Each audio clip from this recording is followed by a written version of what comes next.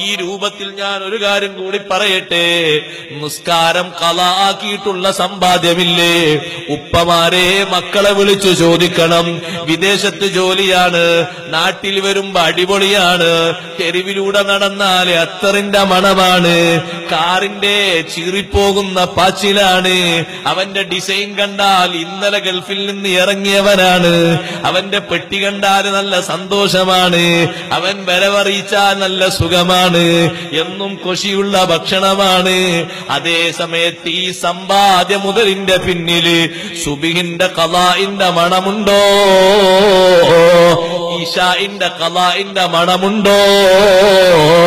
മക്കളെ തീറ്റിക്കാൻ ഹലാലായ സ്വത്തല്ല അത്, കുട്ടികളെ തീറ്റിക്കാൻ പറ്റിയ ഹലാലായ മുതലല്ല അത്. കാരണം നിസ്കാരം ഖളാക്കിയിട്ട് എടുക്കുന്ന സമ്പത്ത് മുഴുവനും അല്ലാഹ് പൊരുത്തപ്പെടാത്ത മുതലാണ്. കച്ചവടം ചെയ്യുന്ന സ്വഹാബ, കൃഷി ചെയ്യുന്ന സ്വഹാബ, ആടിനെ മേയ്ക്കുന്ന സ്വഹാബ, അവരെപ്പറ്റി അല്ലാഹ് സൂറത്തുൻ നൂറിലൂടെ പറഞ്ഞില്ലേ, ലാ തുൽഹീഹിം തിജാറത്തുൻ വലാ ബൈഉൻ അൻ ദിക്രില്ലാഹി വഇഖാമിസ് സ്വലാത്തി വഈതാഇസ് സകാത്ത്. റിജാലുൻ, അവർ ആൺകുട്ടികളാണ്, അവരെ കണ്ടു പഠിക്കണം ചെറുപ്പക്കാരെ. ലാ തുൽഹീഹിം തിജാറത്തുൻ വലാ ബൈഉൻ, എത്ര വലിയ ബിസിനസ് വന്നാലും എത്ര വലിയ ഏർപ്പാട് വന്നാലും അത് അല്ലാഹുവിന്റെ ദിക്റാകുന്ന ബാങ്ക് കേൾക്കുമ്പോഴേക്ക് ശ്രദ്ധ തിരിച്ചു കളയൂല. വഇഖാമിസ് സ്വലാ, നിസ്കരിക്കുന്നതിൽ നിന്ന് മാറ്റിക്കളയൂല എന്നല്ല, സംഘടിത നിസ്കാരത്തിൽ നിന്ന് ശ്രദ്ധ മാറ്റൂല. ഈ ആയത്തിറങ്ങിയതിനെ പറ്റി ഇബ്നു മസ്ഊദ് റളിയല്ലാഹു അൻഹു പറഞ്ഞില്ലേ, മദീനക്കാരായ മാർക്കറ്റിലെ സ്വഹാബിമാരെ പറ്റിയാണ് ആയത്തിറങ്ങിയത്. ബിലാൽ തങ്ങളെ വാങ്കൊലി കേൾക്കുമ്പോഴേക്ക് കടയടച്ചു പോയി, കുന്നിൻ മുകളിൽ നിന്ന് താഴെ ഇറങ്ങിപ്പോയി, കർഷകന്മാര് പള്ളിയിലേക്ക് വന്നുപോയി, ചളി മുഴുവനും കഴുകിയിട്ട് ചെറിയ മുണ്ടെടുത്തിട്ട് തുണിയെടുത്തിട്ട് മുട്ടിന്റെ താഴ്ഭാഗം വരെയുള്ള വസ്ത്രമെടുത്തിട്ട്, വസ്ത്രമില്ലാത്തവർ ആടിന്റെ വൃത്തിയുള്ള തോലണിഞ്ഞിട്ട് മദീനത്തെ പള്ളിയിൽ ജമാഅത്തിന് വന്നുപോയി. എന്തേ അവരെ വരാൻ പ്രേരിപ്പിച്ചത്? യഖാഫൂന യൗമൻ തതഖല്ലബു ഫീഹിൽ ഖുലൂബു വൽ അബ്സാർ, കണ്ണും കൽബും മേൽപോട്ട് മറിയുന്നൊരു ദിനം വരാനുണ്ട്, കണ്ണും കൽബും മേൽപോട്ട് മറിയുന്നൊരു ദിനം വരാനുണ്ട്. ആ ദിനത്തെക്കുറിച്ച് അവര് വല്ലാത്ത പേടിയിലാണ്. അതുകൊണ്ടാ വാങ്ക് കേൾക്കുമ്പോഴേക്ക് ബിസിനസ് നിർത്തിയത്, വാങ്ക് കേൾക്കുമ്പോഴേക്ക് നിസ്കരിക്കാൻ വന്നത്.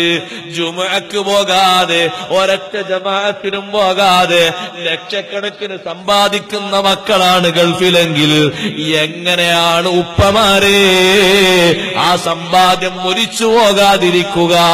എങ്ങനെയാണത് നശിക്കാതിരിക്കുക? എങ്ങനെയാണത് ഒന്നിനും മതിയാകാതിരിക്കുക? കാരണം അതിൽ ബറക്കത്തില്ലല്ലോ. അത് വളരെ കരുതലോടെ ചിന്തിക്കണം. നിങ്ങൾ നിങ്ങളെ മക്കളോട് ചോദിക്കണം, മോനെ ഡ്യൂട്ടി ടൈം എപ്പോഴാണ്? ഉപ്പാ ഡ്യൂട്ടി ടൈം തുടങ്ങുന്നത് വൈകുന്നേരം 6 മണി മുതൽ 12 മണി വരെയാണ്. എപ്പോഴാ മോനെ മഗ്രിബ് നിസ്കരിക്കാറുള്ളത്?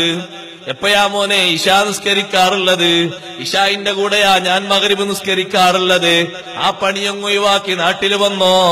ഇവിടെ നീ സാധാരണ പറമ്പ് കൊത്തുന്ന ഒരു കൊത്തുതൊഴിലാളിയാണെങ്കിലും ശരി, ഒരടക്ക വെറുക്കുന്ന തൊഴിലാളിയാണെങ്കിലും ശരി, ഒരു ചവറ് വെറുക്കുന്ന തൊഴിലാളിയാണെങ്കിലും ശരി, നിസ്കാരം നിനക്ക് ഖളാകില്ലല്ലോ.